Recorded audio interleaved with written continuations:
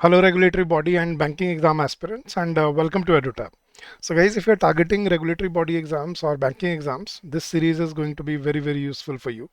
Guys, ये foundation series है जिसमें हम आपको बिल्कुल फाउंडेशन से बिल्कुल बेसिक से आपके कॉन्सेप्ट्स को इम्प्रूव कर रहे हैं और एक एक लेक्चर में हम टॉपिक्स कवर करते जा रहे हैं. So this is lecture 8 for the same series. But guys ये एक फाउंडेशनल सीरीज है, लेकिन अगर आपको साथ साथ अपने practice questions, mock test, quizzes, sectional test, full length test अगर आपको इनकी भी ज़रूरत है, साथ साथ आपको डाउट एंड क्वेरी रेजोल्यूशन की भी ज़रूरत है, तो you can join our courses. You can look into our courses. वैसे लिंक नीचे डिस्क्रिप्शन में दिया हुआ है, बट मैं सिंपल सा तरीका बताता हूँ गाइस. आपने बस क्या करना है, आपने अपने ब्राउज़र पे जाना है और ब्राउज़र पे जाके आपको बस टाइप करना है edutap.in. आप जैसे ही edutap.in सर्च करेंगे, आप सीधा हमारे लैंडिंग पेज पे आ जाएंगे और यहाँ पे आपको दिखेंगे हमारे सारे के सारे कोर्सेज. ये हैं हमारे बैंकिंग कोर्सेज, जहाँ पे आपको बैंकिंग एग्जाम महापैक का 2 डे का डेमो कोर्स मिल रहा है, और साथ साथ आपको मिलेंगे आरबीआई ग्रेड बी कोर्सेज, जहाँ पे आप अपने गोल्ड कोर्स या सिल्वर कोर्स को अवेल कर सकते हो अपनी प्रिपरेशन के लिए. So come join us, streamline your preparation, and make your journey constructive and fruitful for yourself. You can download the brochures from here and you can see the deliverables in this. So you go check out these lectures. They are going to be very useful for your preparation, guys. All right, let's begin. So the topic we started in the last lecture was pronouns. So हमने pronouns start किए थे, guys. What were pronouns? Words that replace nouns. सो वो words जो nouns को replace करने के लिए use होते हैं, जैसे I, you, he, she, they, we, them, right. All these are pronouns. फिर मैंने आपको इनकी बेसिक टाइप समझाई थी. There were 3 basic types. First was subjective pronouns, जो सब्जेक्ट्स को रिप्लेस करने के लिए यूज होते हैं. सेकंड वाज ऑब्जेक्टिव प्रोनाउंस, जो ऑब्जेक्ट्स को रिप्लेस करने के लिए यूज होते हैं. And third was possessive pronouns, जो ऑनरशिप बताते हैं, राइट. और फिर मैंने आपको इनकी टोटल 10 टाइप समझाई थी. Personal pronouns, possessive pronouns, then we have reflexive pronouns. अगर आपने लास्ट लेक्चर नहीं देखा है तो प्लीज़ उसको देख लीजिएगा. अगर आपने वो नहीं देखा तो फिर ये लेक्चर आपको समझ नहीं आएगा. Then you have your demonstrative pronouns, this, that, these, those. Interrogative pronouns, relative pronouns, who, whom, whose, which, and what, and that. Indefinite pronouns like someone, anyone, nobody, anybody. Reciprocal pronouns like each, other, and one another. And distributive pronouns like each, every, either, neither. So these are 10 types you need to understand, you need to know about pronouns. But इनमें रटने की जरूरत नहीं है, इनको सिर्फ सीखते चलना है गाइस. चलिए, तो पिछले लेक्चर में हमने बिल्कुल बेसिक्स से किया था. अब हम सीखते हैं इनके रूल्स. क्या रूल्स हैं जो प्रोनाउंस में आपको याद रखने होते हैं. सबसे पहला क्वेश्चन गाइस, जो मैं आपको रूल स्टार्ट करने से पहले पूछना चाहता हूँ. यस गाइस, अगर आपने बोलना है, मान लो कोई आपके सामने है और वो हाइट में आपसे लंबा है, तो आप क्या बोलते हो उसको, मतलब क्या बोलोगे उसको. You are taller than I या you are taller than me. अपनी फर्स्ट इंस्टिंक्ट से बताना guys. Yes guys, let me know in the chat box और कमेंट सेक्शन. क्या बोलते हैं आप, you are taller than I या you are taller than me. I think all of you will agree हम क्या बोलते हैं. All of you are taller than me, right. But surprisingly यहाँ पर मी नहीं आता, यहाँ पर क्या आता है, आई आता है. You are taller than I. अब सोच रहे हो कि क्या बात कर रहे हो सर, ये तो हमने पहली बार सुना है लाइफ में. You are taller than I, ये कैसे हो सकता है. अब यही रूल्स हैं जो आपको सीखने हैं. ऐसे ऐसे रूल्स आपको सिखाऊंगा गाइस. सबसे पहला, हाँ जी गाइस, अब एक एक करके मैं रूल्स बताता चलता हूँ, ध्यान से सुनना गाइस. सबसे पहले याद रखना गाइस, मैं आपको ना प्रैक्टिकल यूजर से समझा रहा हूँ, इसकी डेफिनेशन पे मत समझना. Complement, to be, takes, nominative case, ये यही कंफ्यूजिंग हो जाती है बहुत चीज़ें. हाँ जी गाइस, आपको क्या याद रखना है, अगर कभी सेंटेंस में हेल्पिंग वर्ब्स याद है. Is, am, are, was, were, has, have, had, will, be. Helping verbs के बाद अगर कभी, याद रखना गाइस, अगर आपको इनके जस्ट एडजेसेंट, बिल्कुल इनके राइट में अगर आपको कोई प्रोनाउन यूज करना पड़े, तो याद रखना this pronoun will always be a subjective pronoun. ठीक है. अब इसमें गलतियां कैसे होती हैं मैं आपको एग्जांपल से समझाता हूँ गाइस. फॉर एग्जांपल, हम क्या बोलते हैं गाइस, जैसे मान लो आपने किसी के दरवाजे पे नॉक किया, ठीक है, अंदर से उसने पूछा कौन है बाहर, हु इज देयर. आप क्या क्या रिप्लाई करोगे, इट्स आई या it's me. I think all of you will agree, क्या बोलते हैं हम, इट्स मी, राइट. लेकिन ये गलत होता है. हाँ जी, फॉर एग्जांपल कल मुझे मान लो आप सब बैठे हो, आप में से मुझे किसी ने कल कॉल किया, ठीक है, और मैं कॉल नहीं उठा पाया, राइट। तो आज मैं आपको आके पूछता हूँ कि यार मुझे कल किसी ने कॉल किया था, किसने कॉल किया था? तो मान लो आपने या जिसने भी कॉल किया था वो हाथ उठाता है और हाथ उठा के बोलता है, sir it was I who called you, या it was me who called you? क्या होना चाहिए आपके according guys? It was I who called you yesterday या it was me who called you yesterday? अब मन में तो मी आ रहा है ना, लेकिन ये गलत होता है, याद रखना गाइस। इट वाज मी नहीं, इट वाज आई। क्यों होता है देखना, मैं आपको एग्जांपल से समझाता हूँ। मैंने बोला कि इट वाज आई।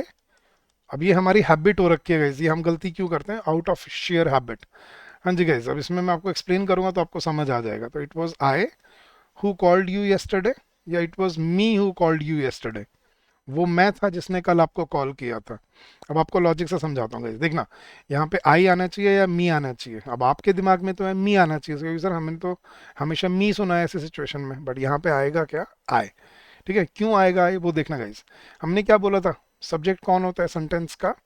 ऑनर, मतलब जो सेंटेंस जिसके लिए बना है, जिसके लिए बोला गया है, वो होता है सेंटेंस का सब्जेक्ट, राइट। अब देखना गाइस, ये सेंटेंस किसके लिए बना है? मैं बोल रहा हूँ कि वो मैं था जिसने आपको कल कॉल किया था। सेंटेंस बोलने वाला मैं हूँ, बात मैं अपनी कर रहा हूँ। सेंटेंस है किसके लिए? मेरे लिए। तो जब बोलने वाला भी मैं ही हूँ, सेंटेंस भी मेरे लिए ही है, तो मैं फर्स्ट पर्सन हुआ, बात भी मेरी ही हो रही है। तो फिर अगर मैं फर्स्ट पर्सन हूँ, सब्जेक्ट हूँ, तो फिर मी क्यों लगाऊंगा मैं अपने लिए? ऑब्जेक्ट क्यों लगाऊंगा? ऑब्जेक्टिव प्रोनाउन क्यों लगाऊंगा यहाँ पर? यहाँ पे क्या होना चाहिए? It was I who called you yesterday, ये आपको याद रखना है। तो मैंने आपको सिंपल से शॉर्टकट में समझा दिया। कभी आपको हेल्पिंग वर्ब के जस्ट एडजेसेंट अगर कभी आपको प्रोनाउन यूज करना हो, तो याद रखना that pronoun will always be a subjective pronoun. Helping verb के जस्ट बाद, ये याद रखना है आपको, हेल्पिंग वर्ब के जस्ट एडजेसेंट अगर आपको प्रोनाउन यूज करना पड़े, तो that pronoun will always be a subjective pronoun. तो अ प्रोनाउन, जैसे उसने बोला है, following a form to be, जैसे is am are was were, ये हेल्पिंग वर्ब्स होती हैं। It acts as a complement not an object. तो ये ऑब्जेक्ट नहीं होता, ये सब्जेक्ट ही होता है। तो hence it must be in the subjective case.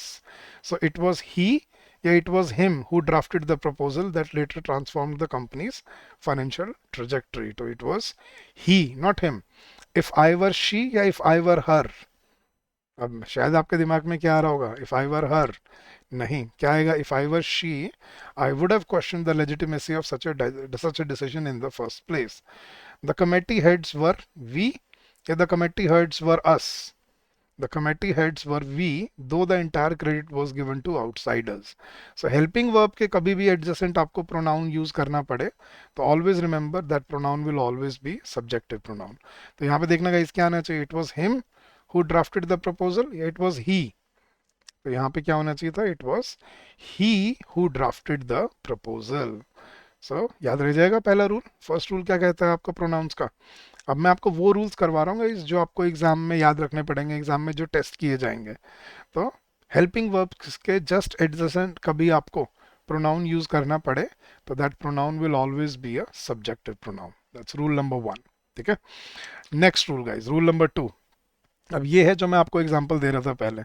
Normally हमने क्या बोला है गाइस? हमेशा देखना, हम क्या बोलते हैं? ही वॉज प्लेइंग विद, मैं आपको कुछ एग्जांपल्स देता हूँ।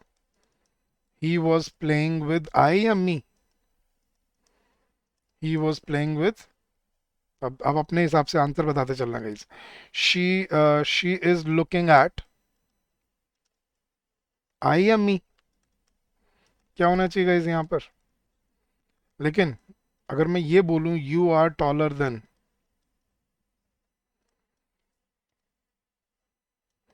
अब देखना गाइस, मैं तीनों को आपको समझाता हूँ।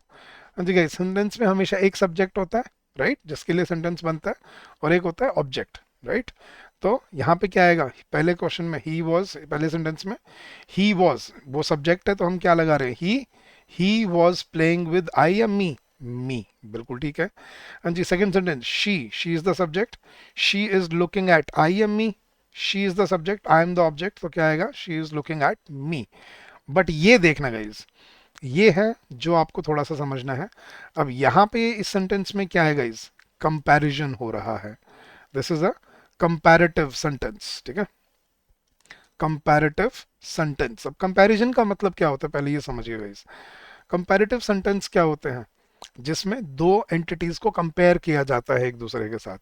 तो एक चीज समझने का, जब कंपैरिजन हो रहा है, कंपैरिजन क्या होता है? तुलना, राइट?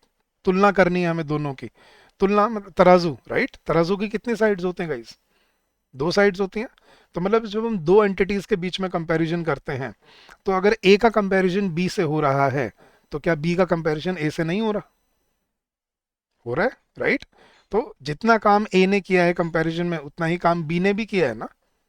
अगर मैं आपको बोल रहा हूँ कि यार बताओ कौन हाइट में लंबा है, आप या मैं, तो आप क्या, हम क्या करेंगे? हम साइड में खड़े हो जाएंगे बराबर, और किसी को बोलेंगे कि हम दोनों को कंपेयर करके बताओ कौन लंबा है कौन छोटा है, राइट? तो हम दोनों ने बराबर काम किया ना, हम दोनों बराबर खड़े हुए। तो अगर हम दोनों ने बराबर काम किया, तो सिर्फ आप मेरे को सब्जेक्ट क्यों बना रहे हो, या सामने वाले को सब्जेक्ट क्यों बना रहे हो? मेरे को ऑब्जेक्ट क्यों बना दिया आपने? क्या मैंने कंपैरिजन में पार्टिसिपेट नहीं किया? मैंने भी किया है। तो ये स्पेशल केस होता है गाइस, सिर्फ कंपैरेटिव सेंटेंसेस में। कब? जब आपको दो एंटिटीज के बीच में कंपैरिजन दिखाना हो। और कंपैरिजन दिखाने के दो तरीके होते हैं, एक तो ये वर्ड याद रखना दैन, और एक ये वर्ड याद रखना एज। ठीक है? दैन होता है किसी को ज्यादा या कम बोलने के लिए, और एज होता है इक्वल बोलने के लिए। जैसे यू आर टॉलर देन, ठीक है, रोहित, या you are as tall as Rohit, मतलब तुम उतने ही हो जितना रोहित है। तो इक्वल बोलने के लिए या ज़्यादा या कम बोलने के लिए हम यूज़ करते हैं देन, और इक्वल बोलने के लिए हम क्या यूज़ करते हैं? एज। तो कभी भी दो एंटिटीज के बीच में आपको देन या एज लिखा दिख जाए, आपको समझ जाना है कि यहाँ पे क्या हो रहा है? कंपैरिजन हो रहा है। और कंपैरिजन में आपको क्या ध्यान रखना है? हमें दोनों एंटिटीज को कैसे ट्रीट करना होता है? एज सब्जेक्ट्स, क्योंकि ए का कंपैरिजन बी से हो रहा है और बी का कंपैरिजन ए से हो रहा है। तो इस सेंटेंस में क्या आएगा guys? You are taller than I या मी? अब आपने बचपन से आज तक क्या बोला है? मी। लेकिन आज के बाद याद रखना, यहाँ पर मी नहीं, यहाँ पे क्या आएगा? I. You are taller than I. क्या सर, ये तो बोलते हुए बड़ा ऑकवर्ड लगेगा लगेगा बोलते हुए, you are taller than I. देखो ये जब हम बोलते हैं ना, तो हम इसके साथ एक हेल्पिंग वर्ब भी यूज करते हैं। तो प्रॉपरली जब बोलते हैं तो क्या बोलते हैं? You are taller than I am. लेकिन जब लिखते हैं ना रिटन इंग्लिश में, तब सिर्फ कहाँ तक लिखा जाता है? आई तक। You are taller than I. तो लिखते हुए सिर्फ क्या बोलेंगे? You are taller than I. लेकिन ओरली वर्बली बोलते हुए क्या बोलते हैं? You are taller than I am. तो सर ये हमने मी क्यों बोला है? अब ये है अमेरिकन इंग्लिश की गलती। अमेरिकन इंग्लिश में ये रूल एग्जिस्ट नहीं करता, तो वो ये चीज़ फॉलो नहीं करते, वो मी बोलते हैं। और क्योंकि हमने ज़्यादातर जो इंग्लिश सीखी है वो English movies, English newspapers, English articles, मतलब अमेरिकन इंग्लिश जो है उससे सीखी है, तो उस वजह से हम ये गलती करते हैं। तो क्या ध्यान रखना guys? The case depends on what follows logically और इज इम्प्लाइड। तो what do you do? Pronouns after than and as हमें क्या यूज करना होता है? She is more dedicated than. Than दिख गया, समझ जाओ कंपैरिजन हो रहा है। तो she is more dedicated than me या I? She is more dedicated than I, yet she receives less recognition for her efforts. I respect you more than him, या I respect you more than he respects you, मतलब basically he, though he pretends otherwise. He is as competent as, ये देख लो guys, than दिख जाए या as दिख जाए, इनके एडजेसेंट जब भी प्रोनाउन लगेगा, वो प्रोनाउन हमेशा कौन सा होना चाहिए? It has to be a subjective pronoun. ठीक है? तो than और as के बाद अगर कभी प्रोनाउन लग रहा है, तो क्या होगा? Subjective. You are as tall as I am. So he's as competent as I am in handling cross-border negotiations.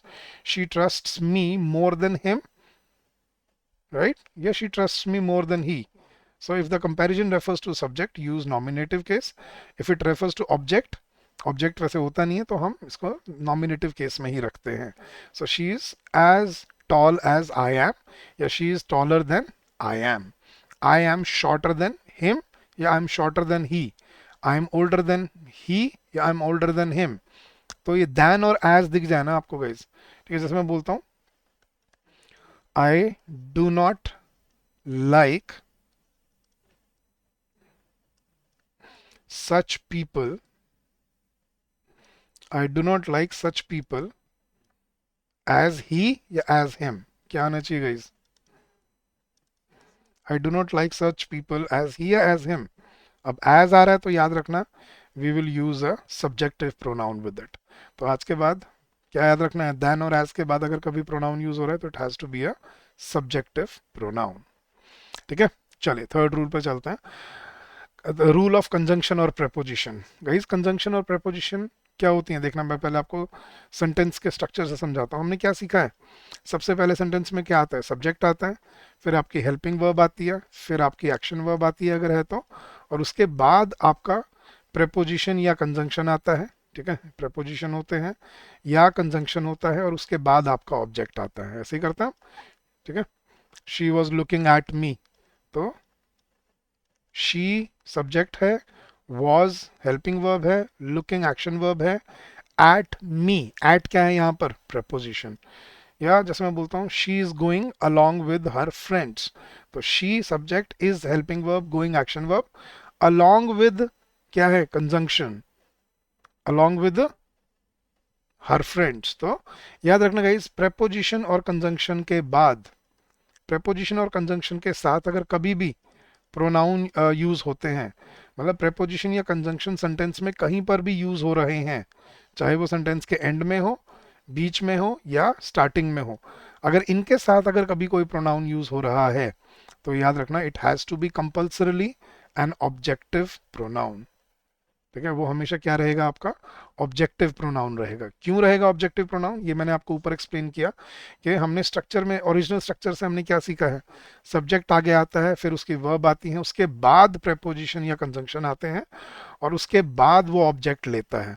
तो अगर इसी को मैं कंजंक्शन को पीछे से उठा के या प्रेपोजिशन प्लस ऑब्जेक्ट को पीछे से उठा के आगे ले जाऊं, तो कंफ्यूज मत होना। ठीक है, जैसे मैं एग्जांपल देता हूँ, for example between you and I, between you and I या between you and me, there is there is a silent understanding. अब ये समझना गाइस, अब यहाँ पे आपको लोग लग रहा होगा कि सर यहाँ पे बिटवीन यू एंड आई नहीं आना चाहिए, क्योंकि हम तो स्टार्टिंग में, हम तो सब्जेक्ट है नहीं। लेकिन अब ये समझना, बिटवीन क्या है guys, between is a preposition. ये सेंटेंस एक्चुअली पता है क्या था, there is a silent understanding between you and me. अगर ये एंड में होता ना, बिटवीन यू एंड मी, आपको कोई कंफ्यूजन नहीं होता, आप आंख बंद करके मी लगाते। लेकिन वही बिटवीन यू एंड मी मैं पीछे से ब्रेक करके कहाँ ले आया, सेंटेंस की स्टार्टिंग में ले आया। अब स्टार्टिंग में लाने से क्या वो ऑब्जेक्ट से सब्जेक्ट बन जाएगा, नहीं, वो अभी भी क्या है, वो एडिशनल इंफॉर्मेशन ही है। तो याद रखना, कभी भी कोई प्रेपोजिशन या कोई कंजंक्शन, ठीक है, के बाद आपको प्रोनाउन यूज होता दिखे, तो that pronoun will always be objective pronoun. ठीक है, जैसे मैंने प्रेपोजिशन एग्जांपल दिया, कंजंक्शन का भी देख लो, अलोंग विद शी या अलोंग विद हर। अब ये देख लेना पहले अलोंग विद क्या है। ठीक है, अलोंग विद शी या along with her, we all are visiting the museum next week. Yes guys, we are visiting the museum next week. ये सेंटेंस एक्चुअली क्या था पता है, ये सेंटेंस एक्चुअली था we all are visiting the museum next week along with her. अगर ये and में होता ना, तो आप अपने आप हर लगा देते, लेकिन क्योंकि मैं पीछे से ब्रेक करके उसको आगे ले आया हूँ, now it creates a confusion. तो यहाँ पे याद रखना, अलोंग विद क्या है, along with is a conjunction, so along with she या अलोंग विद हर, तो अलोंग विद हर। यही ये रूल कहता है कि कंजंक्शन और प्रेपोजिशन के बाद, ठीक है, आज के बाद आपको कंजंक्शन और प्रेपोजिशन याद रखनी है। कंजंक्शन या प्रेपोजिशन के बाद सेंटेंस में कहीं पर भी अगर प्रोनाउन यूज होता है, तो that pronoun will always be kept in objective form, objective pronoun रहेगा हमेशा। ठीक है, तो pronoun is used as the object of a verb और preposition, so it must be in the objective case. जैसे एग्जांपल देखने का, the director interested the final presentation to, to क्या आ गया, प्रेपोजिशन आ गया। So the director entrusted the final presentation to Ravi and I, or Ravi and me, given our prior experience with international clients. So the director entrusted the final presentation to Ravi and me. Example देखने का, between him and me या between he and I, वो exam में क्या करेगा, between he and I there has always existed an unspoken competition for academic excellence. तो उसके और ये सेंटेंस एक्चुअली क्या था, there has always existed an unspoken competition for academic excellence between him and me. ये एंड में होता ना, तब आपको कोई प्रॉब्लम नहीं आती, लेकिन क्योंकि ये स्टार्टिंग में है तब कंफ्यूजन हो जाती है। देखना, the contract was drafted for क्या है, preposition, बिटवीन क्या था, preposition, so the contract was drafted for you and them, though neither of you appeared interested. The proposal was given to you and I, गलत, the proposal was given to you and me. तो कभी भी याद रखना, और अगर आपको ये कॉन्सेप्ट समझ आ गया है प्रेपोजिशन और कंजंक्शन वाला, तो अगले अगले दो रूल्स आप बड़े आराम से सीख जाओगे यहाँ से। ठीक है, तो कभी भी याद रखना, if ever a preposition or conjunction is followed by a pronoun, that pronoun will always be kept in objective tense, objective form। ठीक है, अब इसी रूल की कंटिन्यूएशन आगे देखना गाइस। उसने क्या बोला, अगर कभी सेंटेंस में आपको लेट दिख जाए, बट दिख जाए या एक्सेप्ट दिख जाए, ठीक है, ये क्या है, बट और एक्सेप्ट तो पहले ही कंजंक्शन है, और लेट हम कब यूज करते हैं, इंपेरेटिव सेंटेंसेस में। ठीक है, तो बेसिकली याद रखना, लेट, बट और एक्सेप्ट के साथ भी वो क्या कह रहा है, अगर कभी आपको कोई प्रोनाउन दिखे तो that pronoun will always be kept as an objective pronoun. ठीक है, जैसे लेट आई गो होता है या लेट मी गो होता है, हम क्या बोलते हैं गाइस, लेट हिम गो। अब लेट हिम क्यों बोल रहे हैं, ही क्यों नहीं बोल रहे। अभी देखो गाइस, जब जब भी हम लेट से कोई सेंटेंस बोलते हैं ना, तो आपको समझना है, लेट से जब भी सेंटेंस बोला जाता है वो सामने वाले के लिए बोला जाता है, जो आपके फिजिकली आपके सामने खड़ा है, ठीक है, या जिससे आप सब बात कर रहे हो। तो जब आप सामने वाले से कोई रिक्वेस्ट करते हो कुछ करने की, तो सेंटेंस एक्चुअली उसके लिए है। तो बेसिकली जब मैं बोल रहा हूँ कि उसे जाने दो, उसे जाने कौन देगा, जिसे मैं ये बात बोल रहा हूँ कि भाई उसे जाने दो, उसे क्यों पकड़ के रखा है, उसे क्यों रोका हुआ है, राइट। तो जो जाने कौन देगा, सेंटेंस किसके लिए है, जिसने रोका हुआ है, लेकिन वो सेंटेंस में है ही नहीं। तो सेंटेंस एक्चुअली क्या होना चाहिए था, यू लेट हिम गो, लेकिन यू हम यूज नहीं करते, ऐसे हम सीधा क्या बोलते हैं, लेट हिम गो। तो लेट के बाद याद रखना, कभी भी प्रोनाउन यूज होगा, it will always B N objective pronoun. ठीक है, बट के साथ जैसे मैं बोलता हूँ, every one was present, every one was present, but I या बट, अच्छा, बट शी या बट हर, क्या आना चाहिए गाइस, कि हर कोई वहां पर मौजूद था सिवाय उसके। तो everyone is the subject, everyone was present, but she या बट हर, बट हर, या एक्सेप्ट हर, सेम वही सेंस में। ठीक है, जैसे मैं बोलता हूँ, every employee was on time today except he except him। तो every employee was on time today except him, वही वाली सेम कॉन्सेप्ट है, कि अगर कभी किसी कंजंक्शन के बाद अगर प्रोनाउन लगेगा तो it will always B an objective form. जैसे लेट ही एड्रेस या let him address the audience, he has the authority to clarify the company's position। everyone attended the emergency meeting except her who had to represent the team at another event। none of the participants completed the marathon but me despite the severe weather conditions। and let you and I या let you and me settle this dispute before the manager gets involved। let you and me, तो ये भी याद रखना, let, but और except के बाद, but और एक्सेप्ट तो है ही कंजंक्शन, तो उनके बाद तो लगेगा ही पोजेसिव ऑब्जेक्टिव प्रोनाउन, जो हमने पिछले रूल में सीखा। बट लेट को याद रखना, let is also part of the same, जिसको हम बोलते हैं ना इम्पेरेटिव सेंटेंसेस, मतलब जो किसी के सामने वर्बली बोले जाते हैं, तो उसमें भी हमें लेट के साथ क्या लगाने पड़ते हैं, we always use an objective pronoun. तो ये मैं चीज़ें बता रहा हूँ जो एग्जाम में गलतियां बनाती हैं। ठीक है, मान लो इसी बट को मैं अगर आगे ले आऊँ, बट आई या but me, no one was ready to to stand up against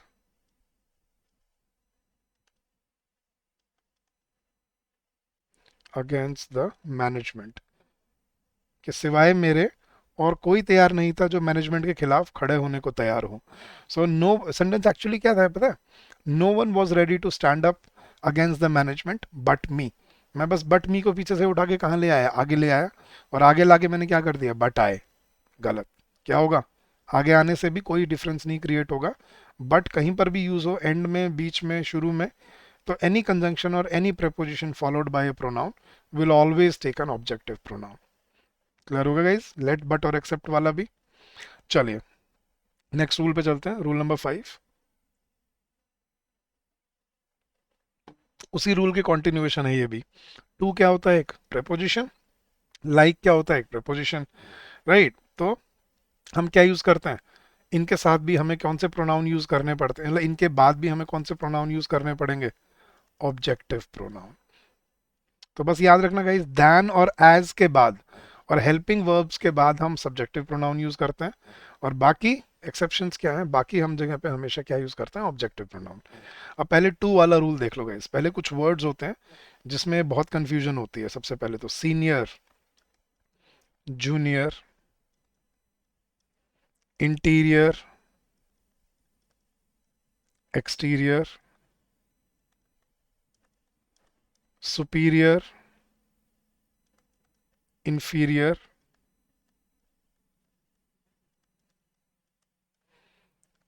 ulterior, anterior, prior, posterior. इनमें आपको एक चीज कॉमन दिखने लगेगी अब, दिख रही है गाइस क्या चीज कॉमन है इन सब में, पोस्टीरियर, प्रायर, पोस्टीरियर और प्रेफर। याद रखना गाइस, ये जो वर्ड्स होते हैं, ठीक है, ये आई ओ आर एंडिंग वर्ड्स होते हैं, आई ओ आर, ठीक है, ये याद रखना। सीनियर, जूनियर, इंटीरियर, एक्सटीरियर, तो ये सुनने में, मतलब ये देखने में ऐसे लगते हैं कि जैसे कंपैरिजन कर रहे हो, बट ये कंपैरेटिव वर्ड्स नहीं होते गाइस। ये क्या होता है, ये पोजिशनल वर्ड्स होते हैं। ठीक है, देखना, you are taller than I, ये बिल्कुल करेक्ट है, you are taller than I, you are older than I, you are younger than I, लेकिन you are senior than I नहीं होता, you are senior to me होता है। क्यों? क्योंकि सीनियर एक पोजीशन है। जब मैंने बोला कि मैं सीनियर हूं, तो अगर मैं सीनियर हूं तो आप ऑटोमेटिकली क्या होगे, जूनियर नहीं होगे, राइट? तो अगर आप जूनियर हो गए, मैं सीनियर हो गया, तो हमारे बीच में कंपैरिजन किस बात का रहेगा? अगर मैंने बोला यार ये प्रोडक्ट सुपीरियर है, किससे, दूसरे से, तो अगर ये सुपीरियर है तो दूसरा ऑटोमेटिकली क्या हो गया, इन्फीरियर हो गया। तो उनमें कंपैरिजन किस बात का बचा फिर? तो हमें सुनने में लगते हैं ये कंपैरेटिव वर्ड्स, लेकिन ये कंपैरेटिव वर्ड्स होते नहीं हैं। तो पहले तो याद रखना गाइस, इन वर्ड्स के साथ कभी भी क्या नहीं लगता, दैन नहीं लगता। हम यूजुअली लगा देते हैं he is senior than me, यही बोल देते हैं मेरे ख्याल से, if I am not wrong, right, he is senior than me, या Apple is superior than Samsung. Example दे रहा हूँ, just don't take it otherwise. लेकिन याद रखना गाइस, इन वर्ड्स के साथ कभी भी दैन यूज नहीं होगा, क्या यूज होगा, टू। और टू के बाद हम क्या यूज करते हैं हमेशा, ऑब्जेक्टिव प्रोनाउन। तो he is senior than me नहीं, he is senior to me होता है, she is junior to me, ठीक है। This room is interior to, या दिस स्टेट इज इंटीरियर, या that state is exterior to this state, this product is superior to that product is inferior to this product. Ulterior क्या होता है, जैसे देश के बाहर, और एंटीरियर देश के अंदर। अल्टीरियर मोटिव सुना, there are ulterior powers behind the bomb attack. So there were ulterior powers, मतलब बाहर की विदेशी ताकतों का हाथ था इसके पीछे। तो अल्टीरियर मतलब देश के बाहर या बाउंड्री से बाहर, और इंटीरियर बाउंड्री से अंदर। प्रायर पहले, प्रायर क्या होता है, किसी चीज़ से पहले। So meet me prior to the meeting. And posterior का शॉर्ट फॉर्म जो आजकल हम यूज़ करने लगे हैं, पोस्ट, वो पोस्टीरियर की शॉर्ट फॉर्म होती है, meet me posterior to the meeting. और प्रेफर क्या होता है गाइस, किसी चीज़ को ज़्यादा अहमियत देना। तो I prefer Indian food than American food, या I prefer Indian food to American food, या कॉन्टिनेंटल फूड, या जो भी आप बोलना चाहते हो। तो ये स्ट्रिक्टली याद रखना, इन वर्ड्स के साथ हम क्या यूज़ करते हैं, टू, ना कि दैन। और लाइक का मतलब तो होता ही क्या है, उस जैसा। जैसे there is no one like him, या यू लुक लाइक हिम। तो टू और लाइक के बाद जब भी प्रोनाउन यूज होंगे, वो कौन से यूज होंगे, ऑब्जेक्टिव प्रोनाउंस। ठीक है, तो when when a pronoun follows to, जब आपको रैंक दिखा रहा होता है, और या लाइक, ठीक है, it always takes an objective case. जैसे the new CFO is senior than me, या senior to me, though his understanding of the organization's culture is still superficial. Next, we need professionals like he or like him. We need professionals like him who can lead without micromanaging their teams. She is junior to we, yes, junior to us. She is junior to us, yeah, than us. She is junior to us, yet she has managed to secure a position of greater influence. And the entire proposal sounded like her, full of careful diplomacy and layered intent. तो to और like के बाद कभी pronoun use हो तो वो कौन सा होना चाहिए, आपका ऑब्जेक्टिव प्रोनाउन होना चाहिए। क्लियर है गाइस? तो ये था आपका नेक्स्ट एक्सेप्शन। तो ये पिछले तीन रूल हम एक ही एक्सेप्शन पे कर रहे हैं कि कभी भी कंजंक्शन या प्रेपोजिशन के बाद, मतलब एक बार रिवाइज कराता हूँ। फर्स्ट रूल हमने क्या किया, हेल्पिंग वर्ब के बाद अगर कभी प्रोनाउन लगेगा तो वो सब्जेक्टिव होगा। दैन और एज के बाद अगर कभी प्रोनाउन लगेंगे तो वो सब्जेक्टिव होंगे। उसके अलावा कभी कोई प्रपोजिशन या कंजंक्शन के बाद प्रोनाउन लगेगा तो it will always be objective. Let, but और एक्सेप्ट के साथ क्या लगेंगे, ऑब्जेक्टिव प्रोनाउंस। टू और लाइक के साथ क्या लगेंगे, हमारे ऑब्जेक्टिव प्रोनाउंस। तो ये थी किसके साथ कौन से प्रोनाउंस यूज होते हैं। नॉर्मल प्रोनाउंस तो हम कर लेते हैं डे टू डे लाइफ वाले, लेकिन एग्जाम में क्या क्या ध्यान रखना है, कंपैरेटिव में मतलब दैन और एज में, और हेल्पिंग वर्ब के बाद सब्जेक्टिव प्रोनाउन, और किसी भी प्रेपोजिशन या कंजंक्शन के बाद हमेशा ऑब्जेक्टिव प्रोनाउन। यहाँ तक ये 5 रूल्स हैं। एक रूल और करते हैं आज, और बाकी के जो रूल्स हैं वो नेक्स्ट लेक्चर में करेंगे इस। रिफ्लेक्सिव प्रोनाउंस, अब थोड़ा सा ये समझते हैं क्या होते हैं गाइस रिफ्लेक्सिव प्रोनाउंस। जब सेंटेंस का, अब ध्यान से देखना गाइस, हमने क्या देखा था, सेंटेंस में एक सब्जेक्ट होता है, एक हेल्पिंग वर्ब होती है, एक एक्शन वर्ब होती है, और उसके बाद आपका प्रेपोजिशन और कंजंक्शन के बाद आपका ऑब्जेक्ट आता है, राइट। ऑब्जेक्ट कौन होता है, एडिशनल इंफॉर्मेशन।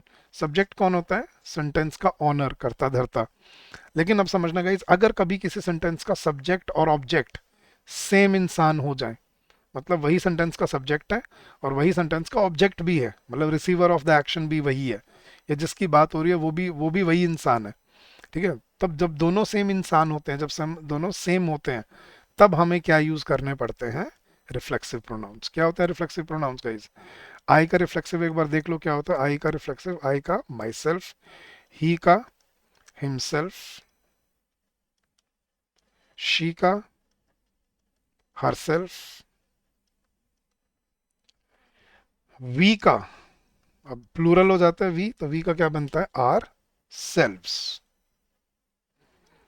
दे भी प्लूरल है, दे का क्या बनता है, अब दे का कई बच्चे देयर सेल्व्स लिख देते हैं, देयर सेल्व्स कुछ नहीं होता गाइस, देम सेल्व्स होता है। दे का देम सेल्व्स, इट का इट सेल्फ, और यू का गाइस, यू का देखना, यू के दो बनते हैं। यू अगर आप किसी सिंगुलर एक इंसान से बात कर रहे हो तो आप क्या बोलते हो, your self.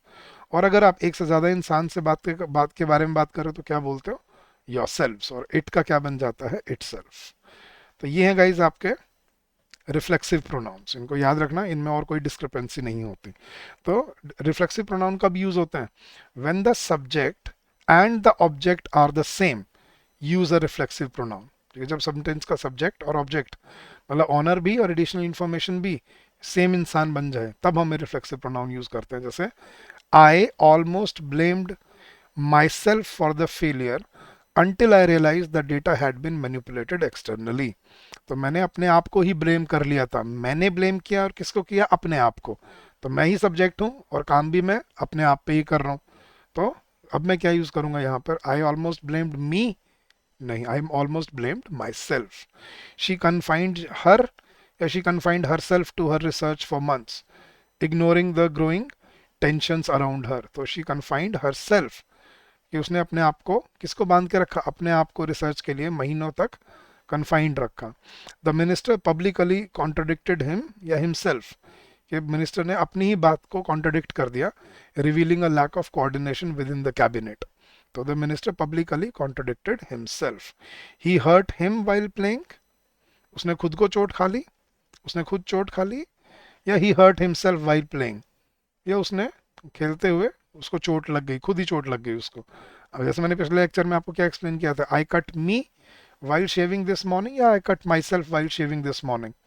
She hurt her, या she hurt herself while playing. हाँ जी, the old man poisoned him and his own children, या the poor man poisoned himself and his own children. So जब उसने काम भी खुद पे ही किया है, so the poor man poisoned himself and his own children. तो जब भी गई सेंटेंस में सब्जेक्ट और ऑब्जेक्ट एक ही इंसान हो, मतलब मैं ही बात कर रहा हूँ और मेरी ही बात कर रहा हूँ अपने, मतलब ऑब्जेक्ट भी मैं अपने आप की ही बात कर रहा हूँ, तो हम क्या यूज करते हैं, ठीक है, reflexive pronoun. I told me that I can do it, या I told myself that I can do it, कि मैंने अपने आप को कहा कि मैं ये कर सकता हूँ। तो आई टोल्ड मी नहीं, आई told myself. She can do this work her self, वो खुद कर सकती है ये चीज़। तो ऐसे हम यूज करते हैं रिफ्लेक्सिव प्रोनाउंस को। क्लियर है गाइस। तो जब सेंटेंस का सब्जेक्ट और ऑब्जेक्ट एक ही इंसान हो, सेम हो, तो हमें क्या यूज करने होते हैं, रिफ्लेक्सिव प्रोनाउंस। तो ये थे गाइज अभी आपके 6 रूल्स। अभी इसके 6 रूल्स और बाकी हैं, काफ़ी बड़ा टॉपिक है, तो इसमें एक लेक्चर और लगेगा, नेक्स्ट लेक्चर में इसको कवर करेंगे। बट आई होप आपको आज वाले जो कॉन्सेप्ट्स हैं, जो रूल्स हैं, वो आपको क्लियर हो गए होंगे कि क्या एक्सेप्शंस हैं और क्यों फॉलो की जाती हैं वो एक्सेप्शंस। तो मैं कॉन्सेप्ट्स के साथ एक्सप्लेन कर रहा हूँ ताकि आपकी फाउंडेशन स्ट्रांग बनी रहे। ठीक है, तो I hope this will help you in your preparation and in your journey ahead. चलिए गाइज, तो आज के लिए इतना ही। बट जाने से पहले फिर से मैं आपको बता देता हूँ, आप हमारे कोर्सेज से जुड़ सकते हैं। हमारी वेबसाइट का एड्रेस है edutap.in, लिंक नीचे भी दिया हुआ है। और अगर आपको इन सेशंस का पीडीएफ चाहिए तो आप हमारे टेलीग्राम चैनल से जुड़ सकते हैं, उसका पीडीएफ भी आपको इसी नीचे लिंक में, डिस्क्रिप्शन में मिल जाएगा। तो come join us, streamline your preparation and make your journey constructive and fruitful for yourself. अगर फिर भी आपका कोई डाउट रह जाए, कोई क्वेरी रह जाए, please feel free to call us on this number during the office hours, which is 8146207241, or you can also drop us an email at hello@edutap.co.in. So thank you so much once again, guys. Keep on working hard, keep on giving your best, and I'm sure you will come out with flying colors. So thank you once again. Happy learning to all of you, and have a good day, guys. See you soon in the next lecture. Till then, take care. Bye bye. Thank you.